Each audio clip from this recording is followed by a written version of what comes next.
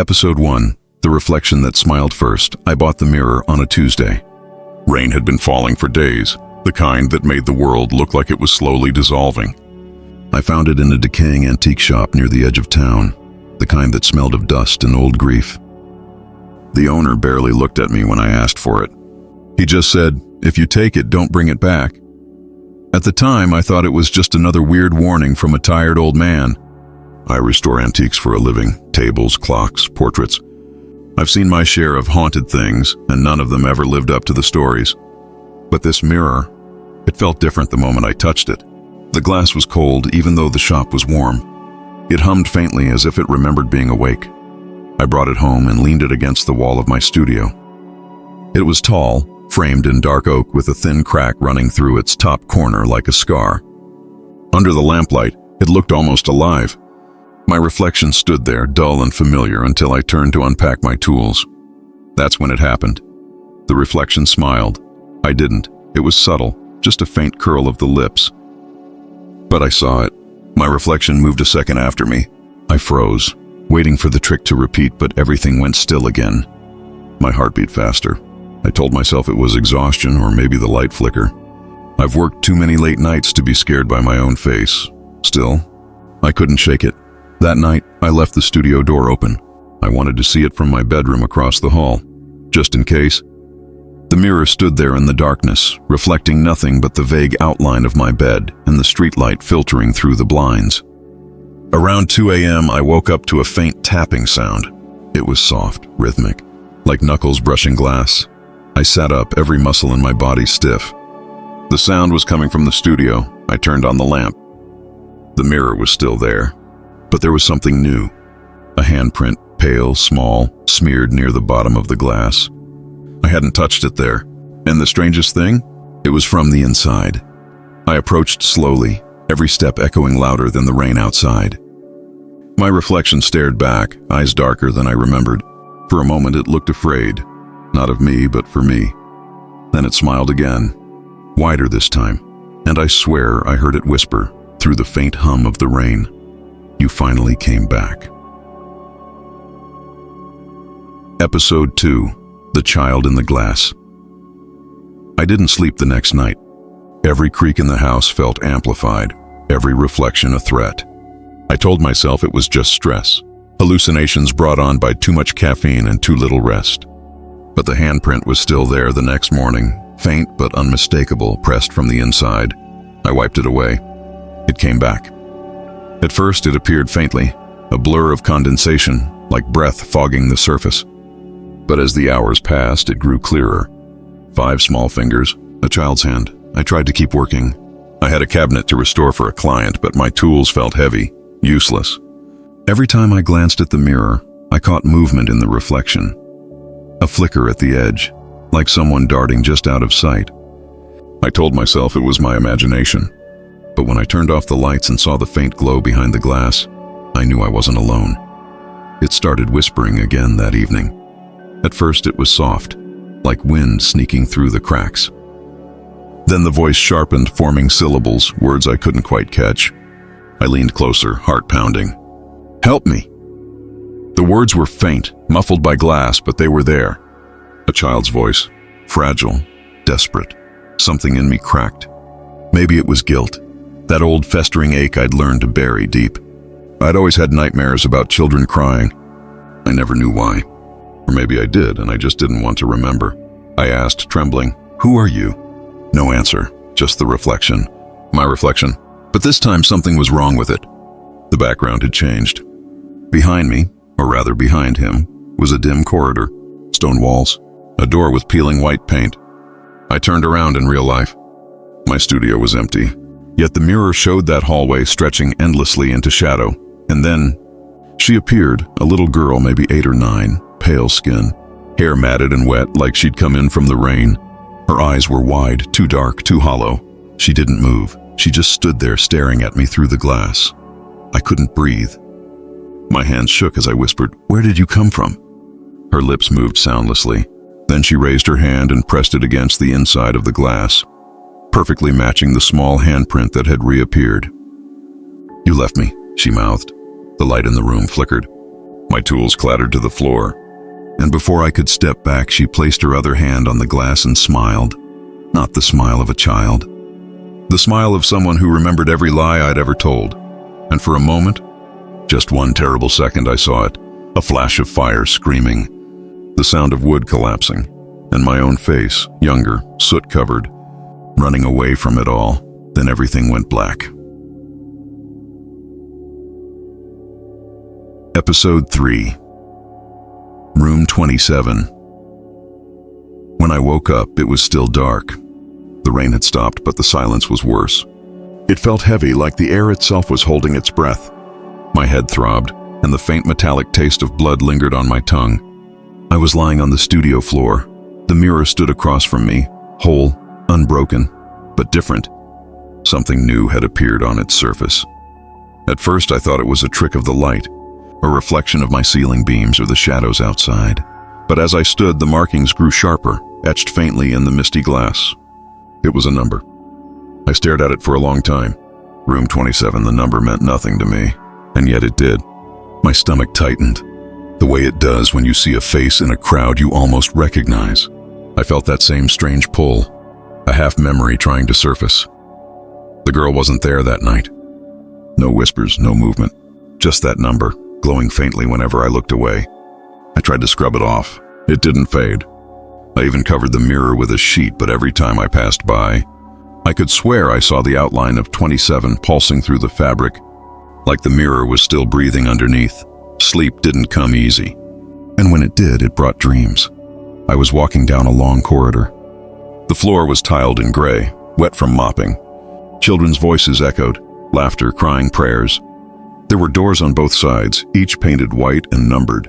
12, 15th, 19th. My steps quickened. Something in me knew where I was going. Then I saw it. Room 27. The door was half open. A flickering light spilled out from inside, and the smell hit me first. Smoke, burned fabric, something chemical. I stepped closer, but when I reached for the knob, it turned by itself. A small hand gripped the edge of the door from the inside. And then, that same whisper, right behind my ear. You shouldn't have left me there. I jolted awake, drenched in sweat. The house was quiet, but the smell of smoke lingered faintly, impossibly in the air. I stumbled to the studio, pulled the sheet away, and froze. The mirror now showed a hallway. The same hallway from my dream. The same cracked tiles, the same peeling doors. My reflection was gone. In its place, the camera-like eye of the mirror faced me, waiting. At the end of that reflected corridor, the door marked 27 slowly creaked open, and inside, in that dim reflection, stood the little girl. She wasn't smiling this time. She was pointing at me, and scrawled across the wall behind her, written in ash and blood, were the words, "You lived. I burned." Episode 4. Voices in Silver. For 3 nights, I didn't go near the mirror. I kept it covered, locked the studio, even moved my bed into the living room. But the thing about silence is, it doesn't protect you. It just makes you hear what's already inside your head. It started with whispers again. Not the child's voice this time, but mine. You don't forget your own voice. The tone, the rhythm, it's like hearing an echo from inside your bones. But what I heard wasn't the man I am now. It was younger, breathless, frightened. The first night I heard it just before dawn. "Don't open the door, Elias." It came from behind the studio wall. I froze, every nerve on fire. I didn't move, didn't breathe, just waited. "Don't open the door. It's burning." "Don't let her out." My blood ran cold.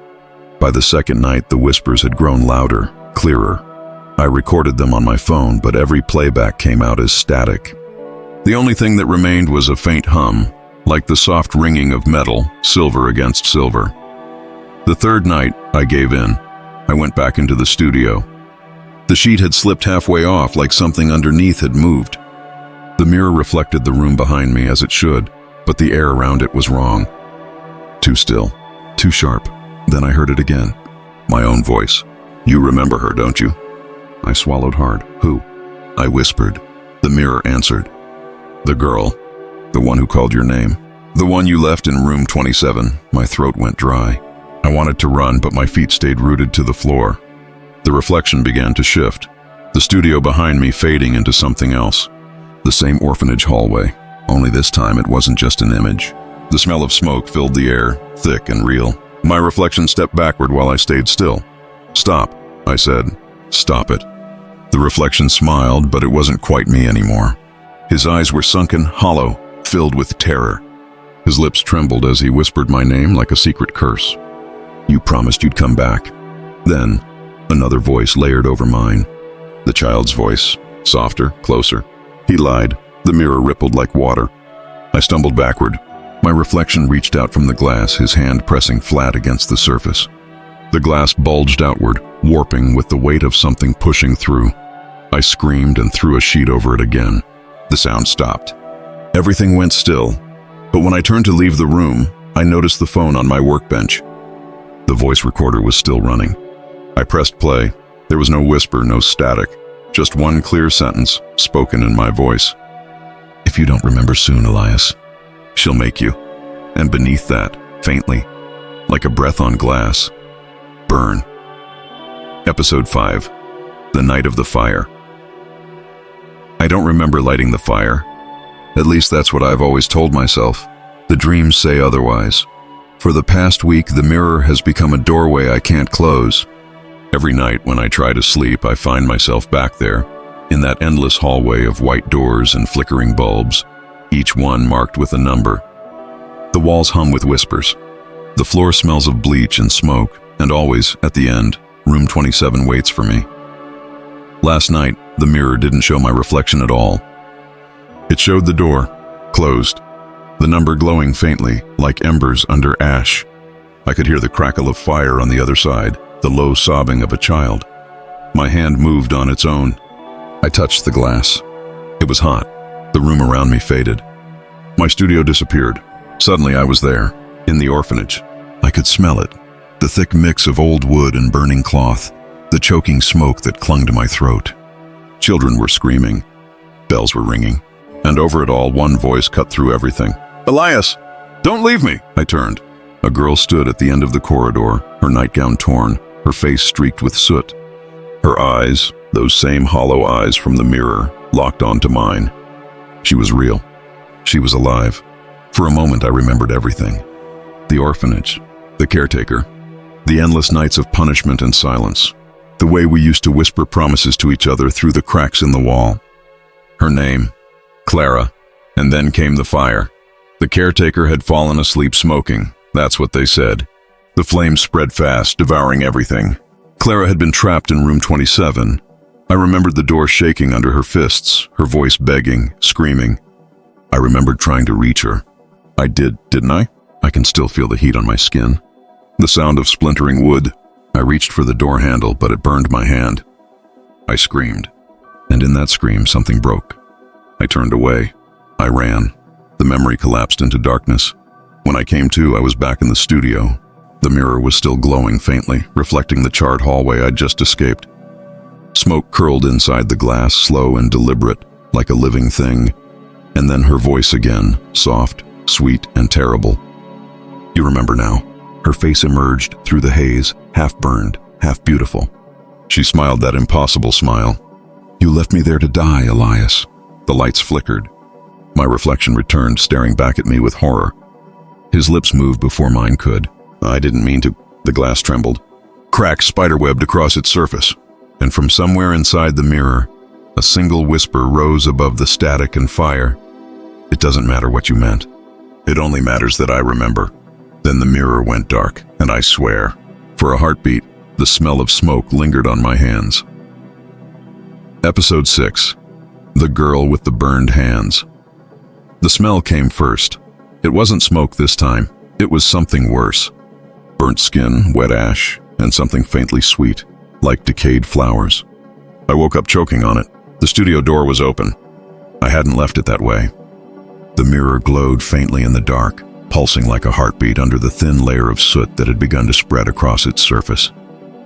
It looked diseased, alive. For hours I just stared at it from the doorway, waiting, listening, and then I saw her, not in the glass. In my room, she was standing by the wall, half shadow, half flesh.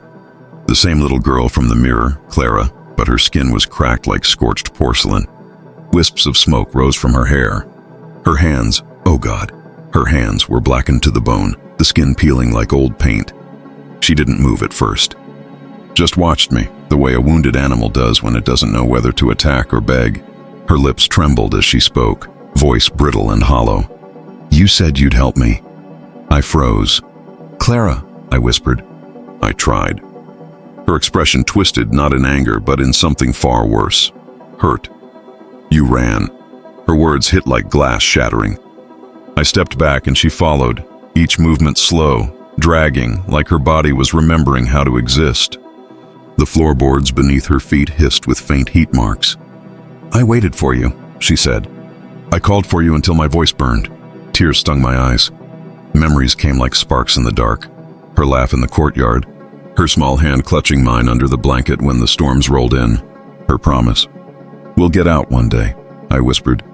"You shouldn't be here," she tilted her head. "But I am." "Because you still are." Her hand lifted, those burned, trembling fingers, and pressed gently against my chest. For a moment I felt her warmth. Not fire, not rage, just the ghost of the child I left behind. Then her skin cracked open, and ash poured from her touch. My vision blurred.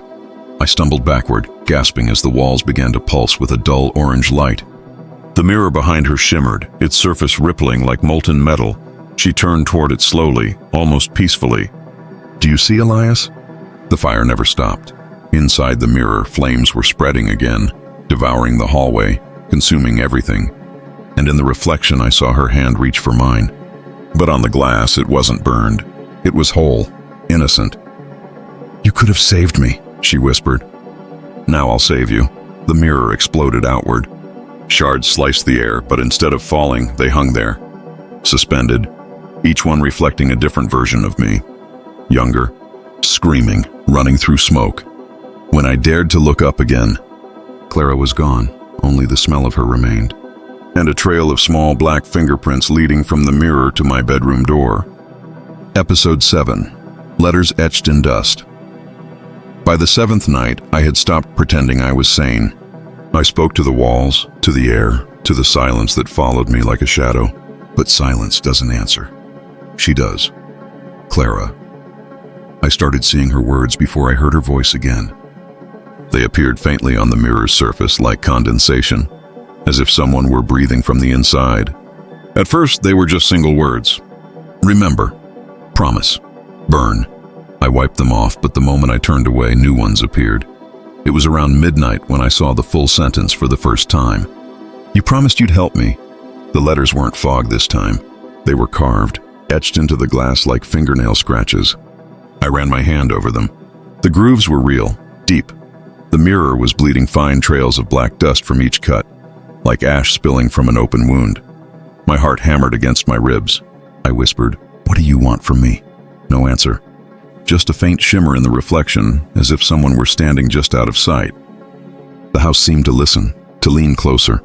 I grabbed a cloth, tried to polish the words away. My hand shook, but the harder I rubbed, the darker the letters grew, until the cloth came away smeared with something dark red. Blood. I staggered back. My breath came fast. The letters changed as I watched, the lines writhing like worms under the glass, rearranging themselves into something new. Look behind you, every instinct screamed no. But my body didn't listen. I turned. There was nothing there, just my empty studio, the smell of burnt wood still clinging to the air. But when I looked back at the mirror, my reflection was gone. In its place stood a child's figure, small, pale, motionless. She was facing away from me, her head tilted slightly to one side like she was listening to something I couldn't hear. "Clara?" I whispered. She didn't move. The letters on the glass began to rearrange again, slow and deliberate. "You left us. Us?" I asked. The reflection shifted. For a split second, I saw others behind her. Shapes of children, dozens of them, flickering like dying flames. Their faces were gray, featureless, but their eyes were burning coals. They pressed their hands to the inside of the mirror, one by one. The sound was unbearable, nails dragging, scraping, pleading. "You left us. You let us burn." My knees gave out. I fell forward, shaking, whispering apologies into the dark. Then, silence. Every reflection vanished. The mirror returned to normal, perfectly still. Except now, carved deep into its bottom edge was something new, an address. 7 Hollow Creek Road. I didn't need to look it up. I knew that place, the orphanage, the one that burned down 30 years ago. Episode 8, The Hidden Photograph. Hadn't driven out to Hollow Creek in 30 years. The road was narrower than I remembered, half swallowed by weeds and silence. Trees bent over the cracked asphalt like they were trying to hide what was left of the past. The air felt wrong there, heavier somehow, as if even the wind didn't want to disturb the ghosts that lingered. When I reached the hill, I almost didn't recognize it. The orphanage was gone, reduced to a husk of stone and twisted iron. The fire had erased everything but the smell, that faint, sweet stench of ash that clung to memory itself. I told myself I came for answers. But the truth was simpler.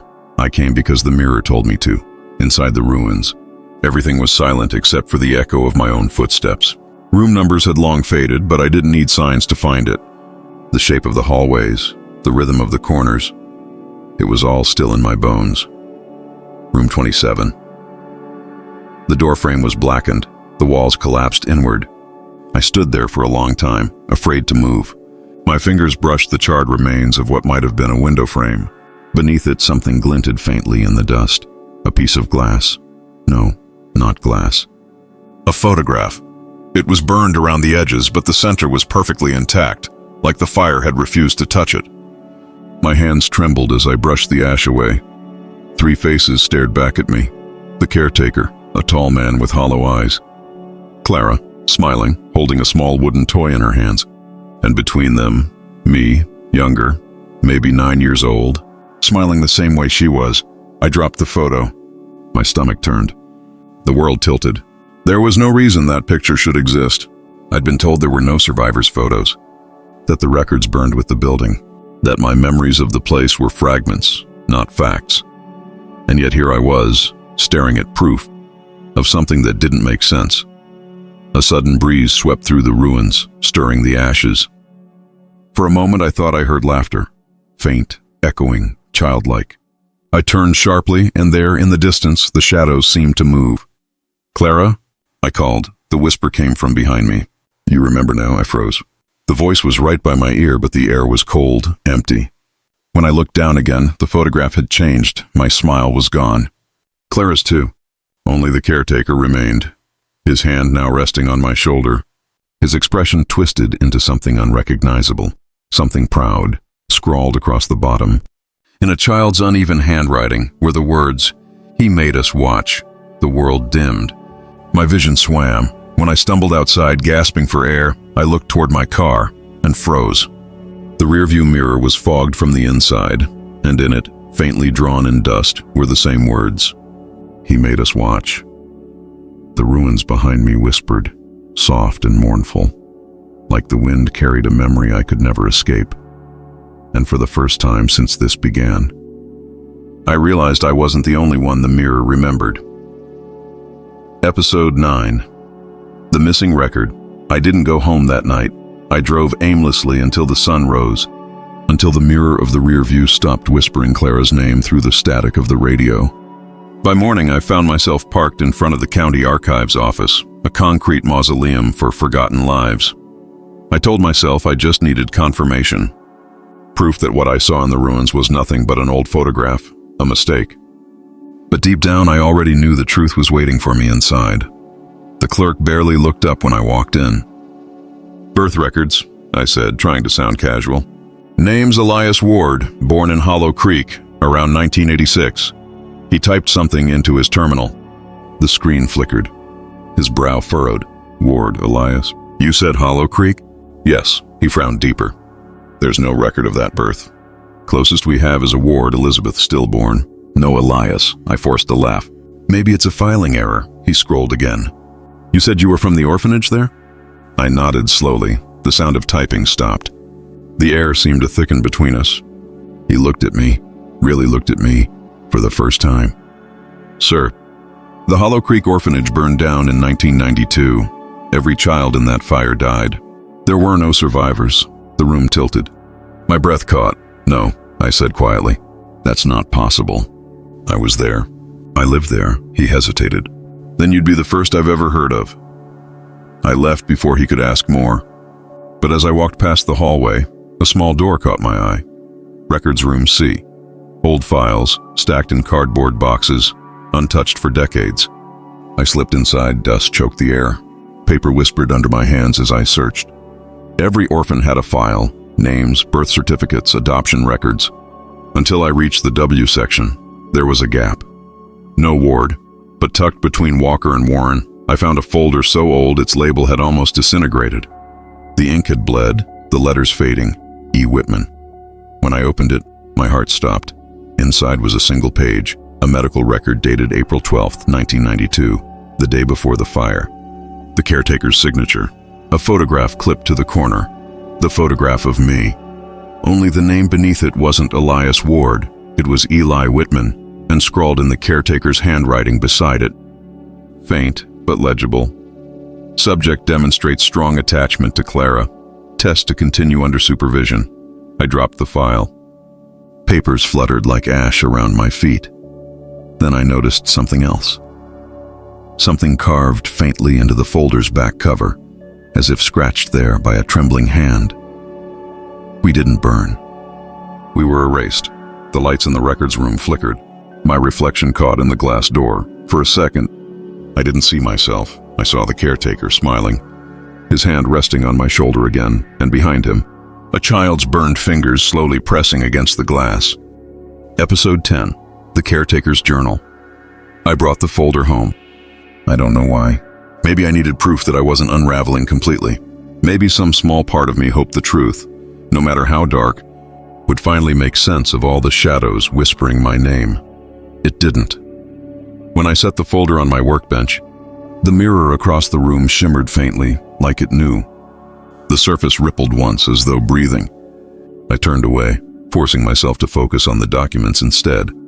The file mentioned tests, but there were no details.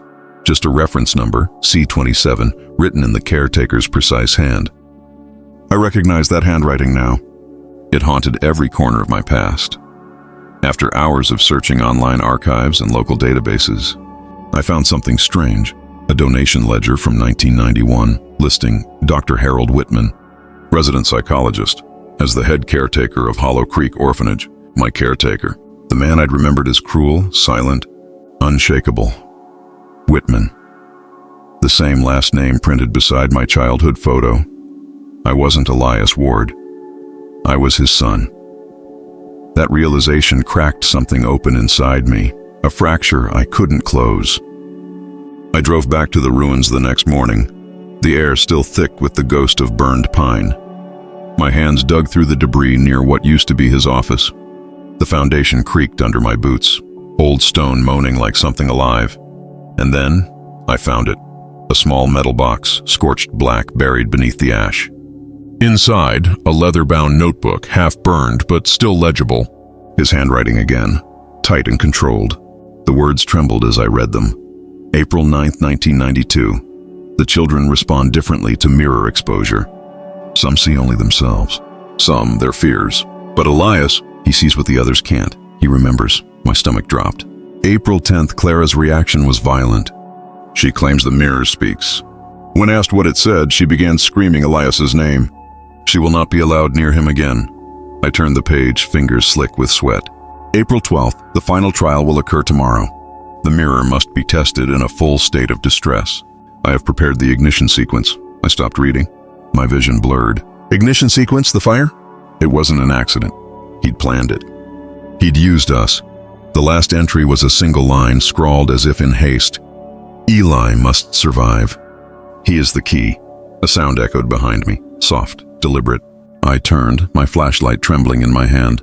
Someone was standing in the doorway of the ruined room. A shape tall and still, cut from shadow. I couldn't see the face, but I knew that stance, that quiet authority. "Father?" I whispered. The figure didn't move. The beam of my flashlight flickered, then died. For a heartbeat, the world went black. And in that darkness, a deep, calm voice spoke. So close, I felt the breath on my ear. "You were never supposed to remember." The light sputtered back. The doorway was empty.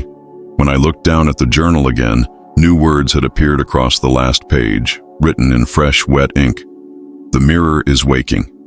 It remembers you too. Episode 11. The Mirror's Origin. I spent the next 2 days locked in my studio, the caretaker's journal open beside me, the mirror looming silently against the far wall. Every time I tried to look away from it, the reflection shifted. Not wildly, not with violence, but in subtle ways. A door open where there wasn't one before. A flicker of someone moving in the background. The mirror was alive and worse. It was remembering faster than I was. I tore through the journal again, searching for meaning inside the madness. There were whole sections written in code, sequences of letters, numbers, and strange symbols. But some entries were clearer. The human mind is a fragile archive. To preserve consciousness, it must first be broken. The mirror of retention will hold not reflections, but imprints, memories extracted at the threshold of death. My hands trembled as I turned the next page. The handwriting had changed, rushed, frantic. We succeeded. Subject C27 responded. The child's consciousness stabilized inside the glass. But the others burned. I felt my stomach twist. C27, Clara, I read on, unable to stop. Eli resisted extraction. His memory fracture caused a dual echo. Part within the vessel, part without. The experiment is incomplete. He lives, but the mirror remembers.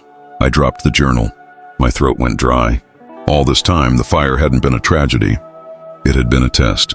The mirror hummed softly, like it was listening. The air grew cold, the smell of smoke blooming through the room again. I turned toward it and saw something new etched into the glass. The first vessel, a shape appeared in the reflection. Not mine. A man in a white coat standing in a room filled with monitors and wires. The walls were sterile, lined with glass jars filled with pale liquid. He turned slowly toward me, my father, Dr. Whitman. His face was clearer than I remembered. Sharp, determined, almost proud. His voice came faintly through the glass, muffled by decades. Every memory must live somewhere, Eli, even the ones you burn. Behind him, I saw other mirrors, rows of them. Some shattered, some covered, some still glowing faintly from within. Shadows moved behind the surfaces, like trapped silhouettes clawing for release. He stepped closer to his side of the glass. His eyes were cold, but not without pity. You were meant to carry them. All of them. Their pain, their memories. The mirror is not cursed. You are. The reflection trembled. The air hummed with static. My father's image began to distort, his face melting into ripples of silver and flame. She wants to leave, he said. But she can't until you remember everything. Then his image shattered, the sound like screaming metal. And for a heartbeat, I saw dozens of children's faces behind him, pressing against the other side of the glass. Their mouths moved in perfect unison. Let us out. The light died. When I blinked, my reflection had returned, but it wasn't doing what I was. It was staring back, lips curved into that same small, knowing smile, and beneath my reflection, faintly carved into the glass, were the words, "The vessel remembers." Episode 12. When the glass cracked, I woke up to the sound of glass breathing. That's the only way I can describe it. A low, rhythmic expansion and contraction, like lungs inhaling through a wound. The mirror was no longer silent. It pulsed faintly, a heartbeat beneath its surface. Every pulse made the air ripple, bending the shadows along my studio walls. I should have run. Instead, I watched. My reflection stood there, but not as I was. The eyes were wrong. The face was gaunter, older, the skin pale as frost. He tilted his head and the motion wasn't mine. "Who are you?" I whispered. He smiled. "I'm who you left behind." The voice didn't come from the glass. It came from inside me. I stumbled backward, nearly knocking over the caretaker's journal. The mirror's surface began to shimmer, fragments of light flickering across it like fireflies in storm water. Then I saw it. The first crack. A thin fracture split the upper right corner, glinting in the half-light. The sound it made, sharp, deliberate, intimate, was not the sound of something breaking. It was the sound of something opening. From within the crack, a whisper bled through. "You can't hide the last memory forever." The studio dissolved around me. Suddenly, I was back in the orphanage, the night of the fire, but not as the child I had been. I was watching from somewhere else, as though the mirror had placed me behind the eyes of another. The hallway glowed orange. Smoke coiled along the ceiling. I could hear Clara's voice again, pleading behind the door. But this time, I wasn't running. I was watching myself run. "Eli!" she screamed. "Please!" I saw myself pause at the threshold, hand gripping the doorknob. For a moment, guilt flickered across my young face. Then fear won. I turned away. But what froze my blood wasn't that I fled. It was that another figure stood beside me as I did. My father. He watched the flames spread, expression calm. His hand rested on my shoulder. "Good," he said softly. "Now remember what you saw." He closed the door. The world exploded in light and sound. The heat was unbearable. Clara's screams burned through my skull until the world snapped back into my studio. The mirror's crack had grown wider, bleeding faint trails of silver down its frame. My reflection stared back at me, but it wasn't me anymore. It was the child. Eli, tears streamed down his soot-covered face. "You did nothing," he whispered. "You watched." I sank to my knees, gasping. "I didn't know. I was scared." He pressed his palm to the glass. "She remembers." The mirror groaned, a long, sorrowful moan that rattled the floorboards. Another crack split across its center, jagged and deep. The reflection wavered violently, showing flashes of Clara's burned face, my father's grin, and the orphanage engulfed in flame.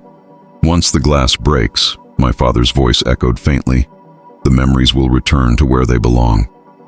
I screamed as the final fracture tore through the mirror, splintering it from corner to corner. Shards of silver light burst outward, slicing the air, and for a heartbeat before everything went dark, I saw Clara standing in the reflection's ruins, whole, smiling. "You remember now," she whispered. "So now you can burn too." The studio fell silent, and the mirror stopped breathing. Episode 13. The Girl's Revenge. When I woke, the air was thick with the smell of burned metal and rain. The mirror lay shattered across the floor, hundreds of shards, each one breathing faint light like embers refusing to die. I thought it was over. I thought breaking it had set me free, but freedom doesn't come with silence. It comes with voices. They started whispering as soon as I stood. Dozens of them, small, thin, echoing from every piece of glass around me. I could hear the children, their cries, their laughter. Clara's voice above them all, clearer, stronger. "We're still here, Elias." I turned slowly. The shards began to stir on their own, sliding across the wooden floor, aligning themselves into a crooked circle. Each fragment caught my reflection from a different angle. Dozens of versions of me, distorted, bleeding, wrong, and then her face appeared in every one of them, Clara, but not as the child who begged through the fire. This Clara was older now, her burned skin pale as candle wax, her eyes dark pits that reflected flame. The years I'd lived had passed for her inside the mirror, it seemed. She had grown up there, inside the cage my father built. "You broke the vessel," she said softly. "Now we're all free to come home." I backed away, my breath trembling. "You don't belong here," she smiled. "Neither do you." The shards began to lift, spinning in the air around me like a storm of glass. Each one whispered fragments of the past. Clara's laughter, my father's voice, the crackle of burning wood. I clutched my head, screaming for it to stop, but the voices only grew louder. Then I felt her. A cold hand brushed my shoulder. I froze. Slowly I turned. Clara stood inches from me, smoke trailing from her burned palms.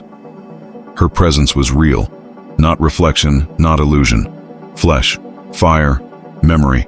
"Do you know what it's like," she whispered, "to die remembering someone who forgot you?" Tears blurred my vision. "Clara, I didn't forget. Her voice cut through me like broken glass. "You chose not to remember." Every shard of the mirror screamed at once. The lights exploded, plunging the room into a strobing, fiery red. I stumbled backward as the shards fused together behind her, reforming the mirror piece by piece. Only now its surface burned from within, glowing like molten silver. She stepped closer. The floor sizzled under her feet. Her reflection moved differently from her body, one smiling while the other glared. "He used us, Elias, but you watched him do it." "I was a child." You were the key. Her voice deepened, layered with others, the lost children speaking through her. The air trembled. My ears rang with their grief. We burned for you. Now you'll burn for us.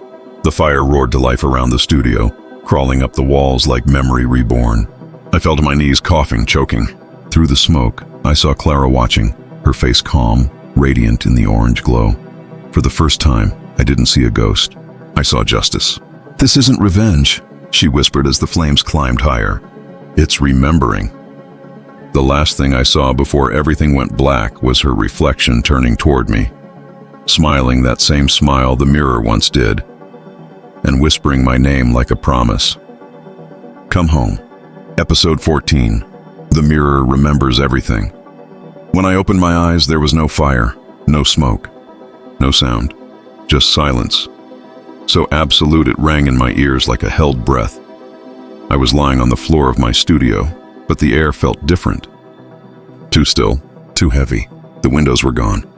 The light was wrong, a dull, silvery hue that seemed to come from nowhere and everywhere at once. Then I saw it. The mirror was whole again. It stood against the wall, flawless, uncracked. Its frame gleamed, untouched by ash or time. But what it reflected wasn't my studio. It was something else entirely, a room identical to mine, yet not mine. And standing inside that reflection was me. I, was working quietly at the desk, flipping through the caretaker's journal, humming a song I didn't remember knowing.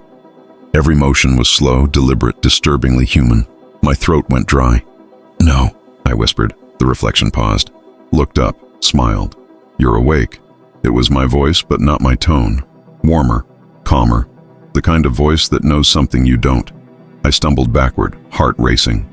What are you? The part of you that never left. The air behind me shimmered. The floor felt softer, like glass beneath a thin layer of dust. The edges of the room began to ripple, melting at the corners.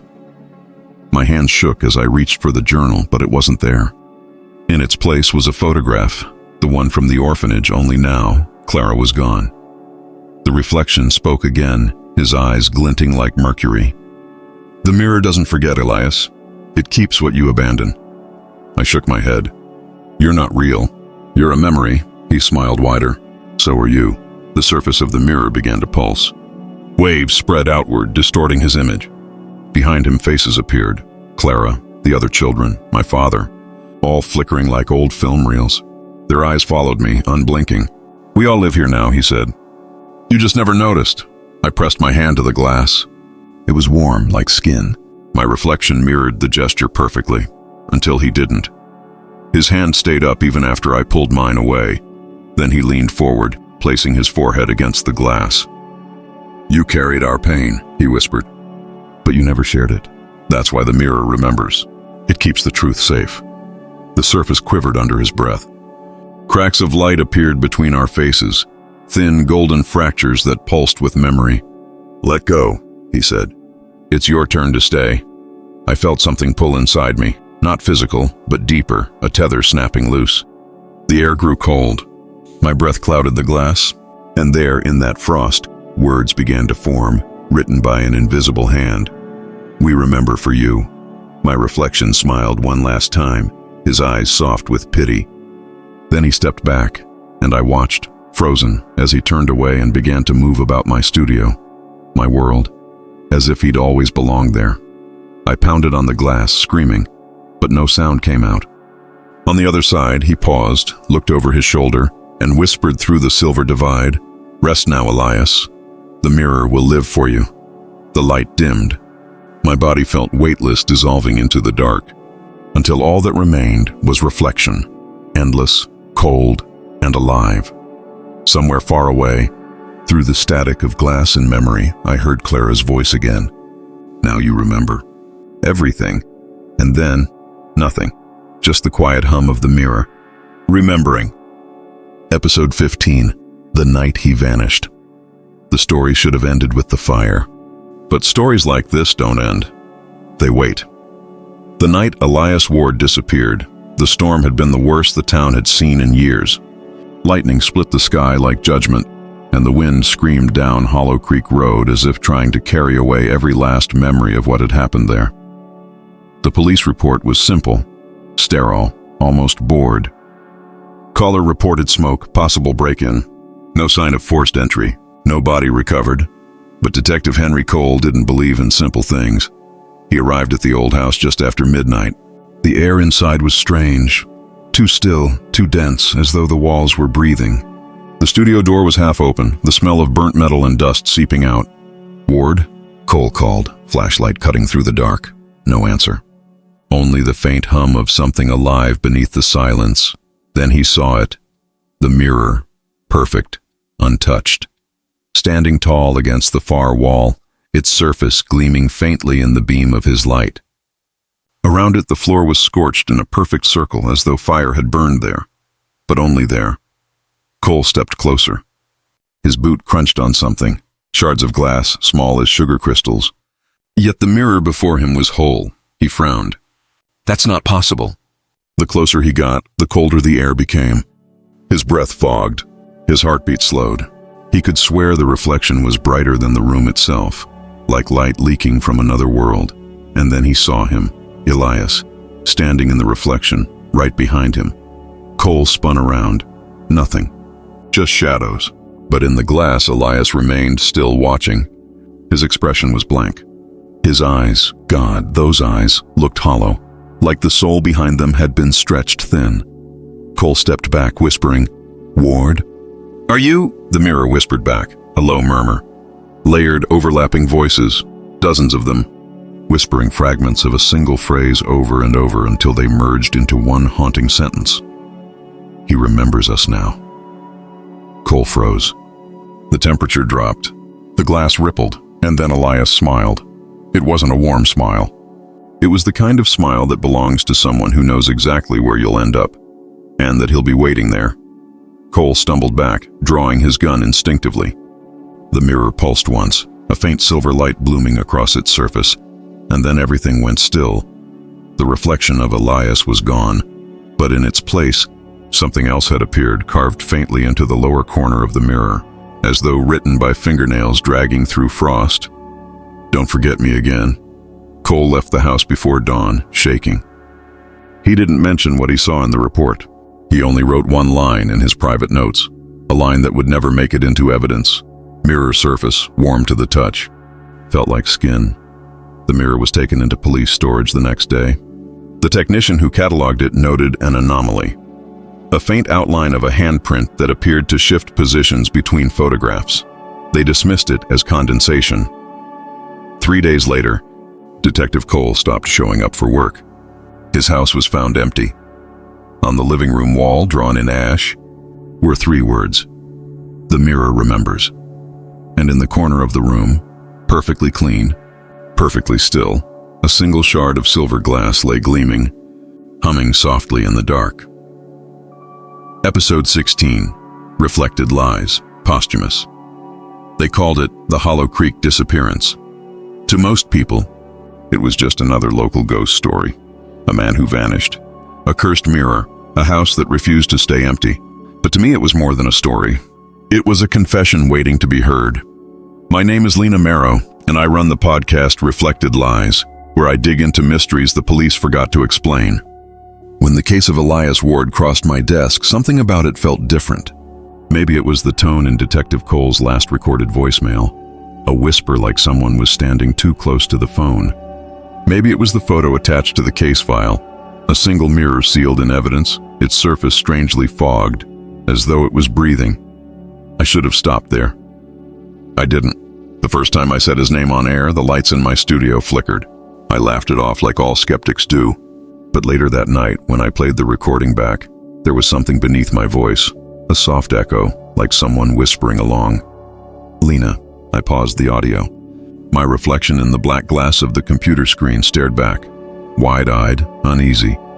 For a moment I could have sworn it smiled. I edited out the whisper, told myself it was feedback. The next day, I visited the evidence storage where the mirror had been kept. The clerk, a nervous man who wouldn't meet my eyes, told me it was gone. "Misfiled," he said, though his hands were trembling when he said it. "We don't know where it went." But he was lying. I could feel it. He leaned closer and whispered before I left, "Sometimes it hums at night, Don't go looking for it. I did. That night I re-listened to all the tapes. Episode after episode, my voice grew quieter, while the other voice, the one beneath mine, grew louder. It was Elias. His tone was soft, pleading. Tell them what I remember. Tell them the mirror isn't done. I stopped sleeping. My apartment filled with strange reflections, shadows bending where they shouldn't, shapes forming behind me in the glass. The hum became constant, like the low breath of something waiting just outside hearing. On the fourth night, the audio began recording on its own. I woke to the red light blinking. When I hit play, my blood went cold. It was my voice, calm, steady, but I hadn't said those words. I found it, I whispered on the tape. He's still here. My reflection in the window moved a second after I did. Then it smiled, and this time I heard the whisper not through speakers, but behind me. Thank you for bringing me back. The room darkened. My computer screen flickered to static, and in the glow of the monitor, I saw it, the mirror, standing where my wall should have been. Its frame glistened with ash and light. Inside it stood Elias, his hand pressed against the glass. Now you tell the story, he said. You keep it alive. And then, nothing. The next morning, the neighbors found my apartment empty. The recording equipment was still running, broadcasting a single endless hum. Listeners of Reflected Lies swear the podcast updated one last time that night. The episode had no title, no description, just an hour of faint static. But if you listen closely, really closely, you can hear breathing. And somewhere between the static, a voice says softly, "This is Elias Ward. Welcome to Reflected Lies." Episode 17, The New Owner. They say cursed objects lose their power once they're forgotten. But what if the forgetting is what feeds them? It had been 12 years since the Hollow Creek disappearance, and the mirror, that silver wound of memory, was nothing more than an urban legend. The police files were sealed, the house demolished, the name Elias Ward spoken only in whispers across true crime forums. Until it resurfaced.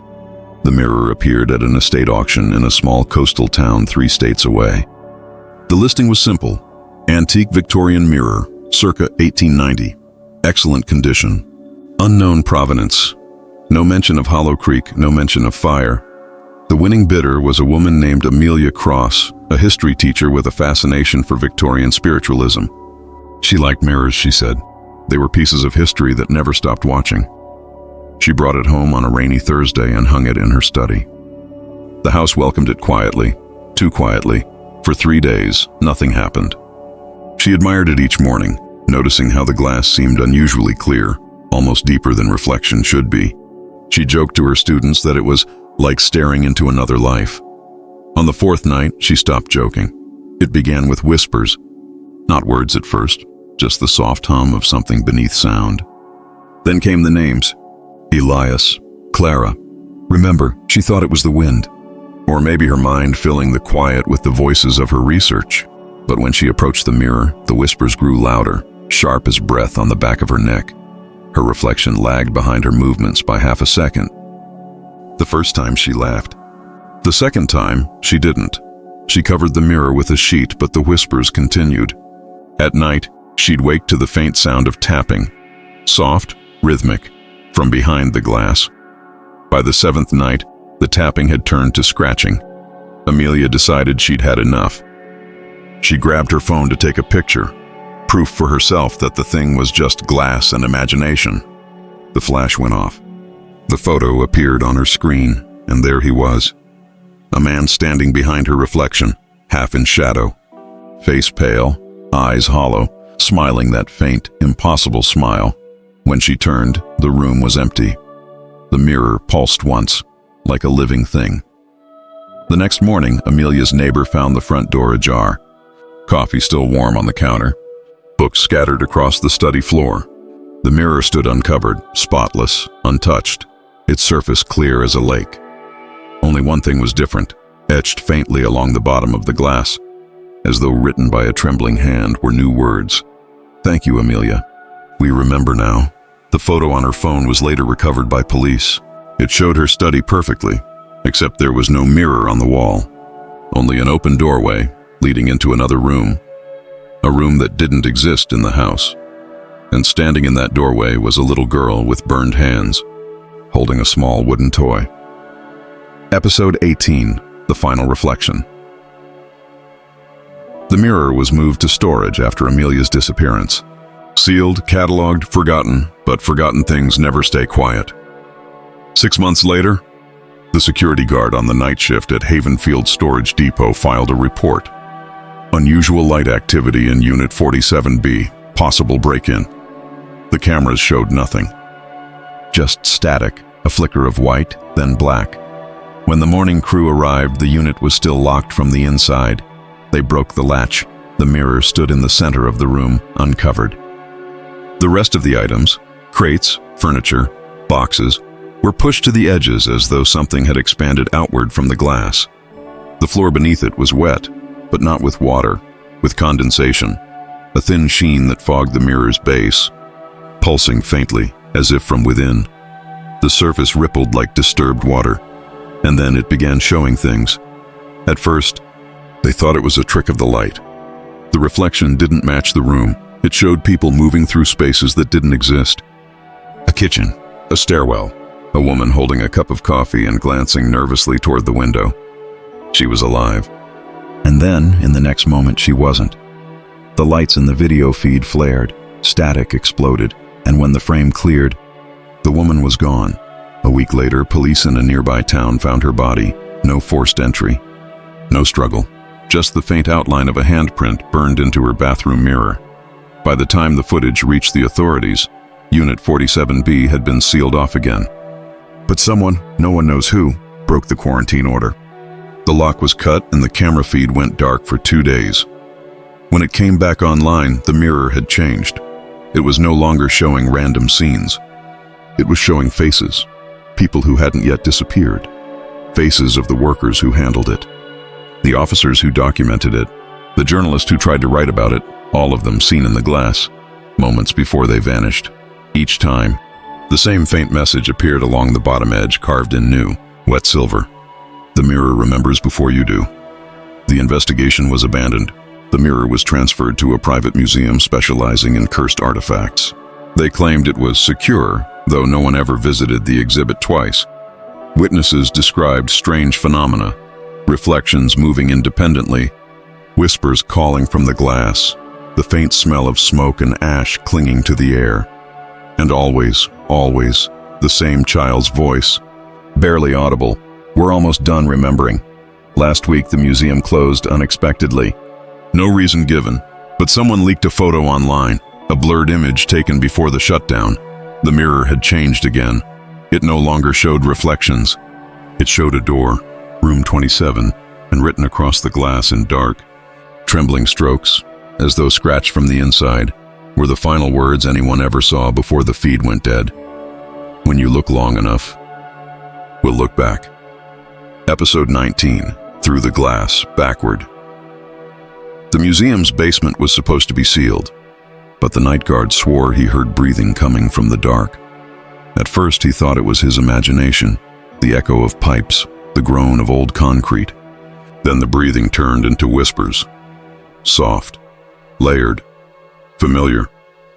He followed the sound through the corridor until he reached Exhibit 27, the vault where they had stored the mirror after the closure. The lights flickered as he approached.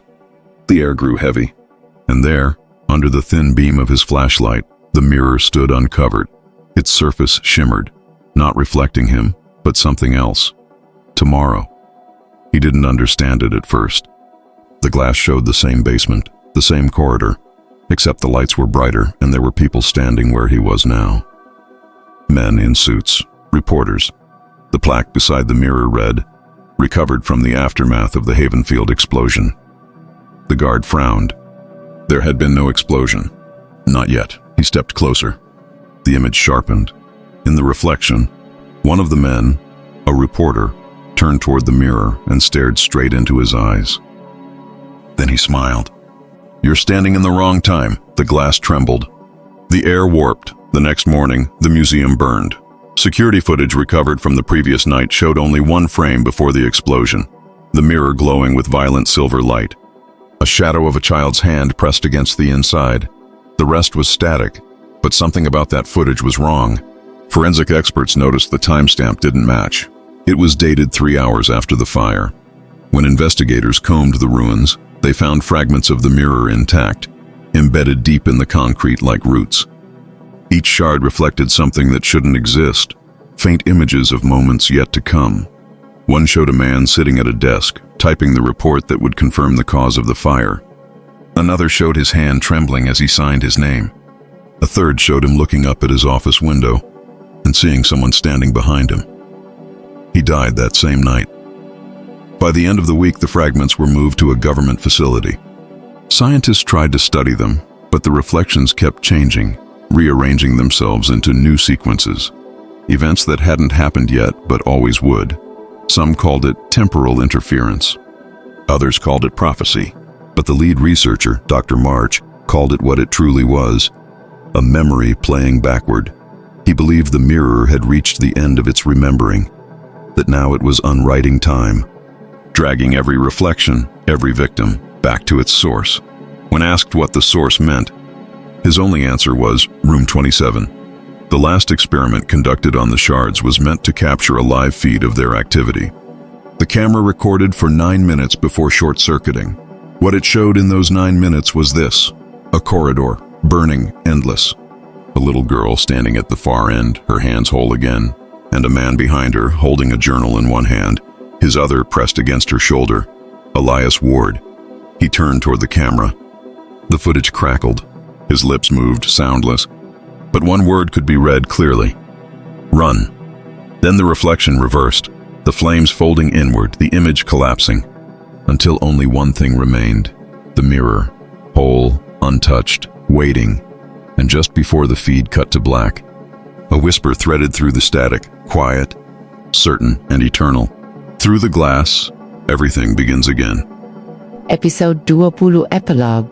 The Museum of Cursed Objects. The museum reopened quietly, without press or ceremony. A new name, a new curator, no mention of the fire, the disappearances, or the mirror's history. But it was there, displayed in the last room of the lower hall, behind a velvet rope and a brass plaque that read simply, Object 27, Provenance Unknown. The new curator, Mara Lennox, was warned never to touch it. It's for atmosphere, her manager told her, half joking. Tourists love a good curse. She smiled, pretending to believe him, but that night, as the lights dimmed and the footsteps of the last visitor faded, she lingered in the hall.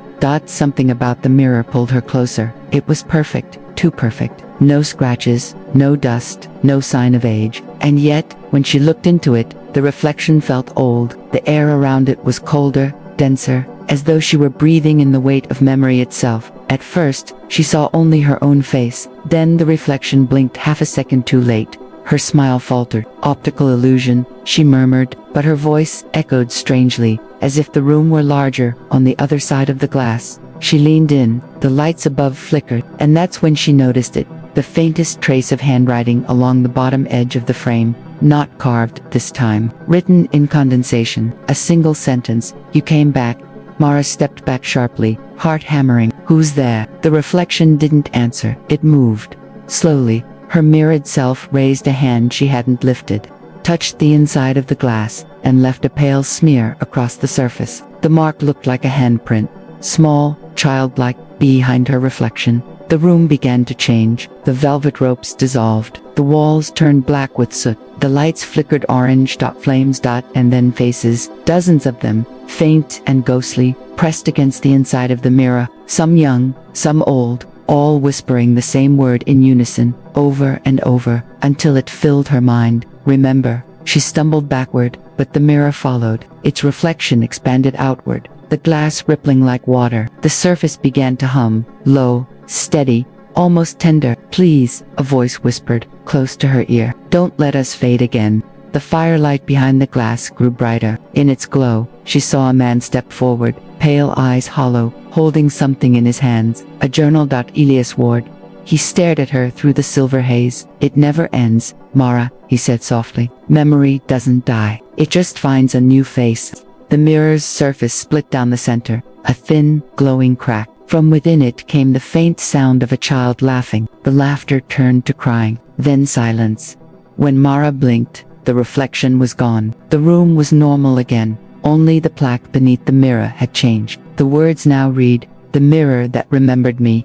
2 weeks later, the museum reported another disappearance. No signs of struggle. No broken glass, just a note left on the curator's desk. The handwriting delicate, precise, almost familiar. They're awake again. The mirror remembers. And now, so do I. The museum remains open. Visitors still wander through its dim corridors, unaware of the quiet thing waiting in the final room. They take photos. They laugh at the warnings. They lean close to the glass dot, and sometimes, just sometimes, their reflections don't lean back.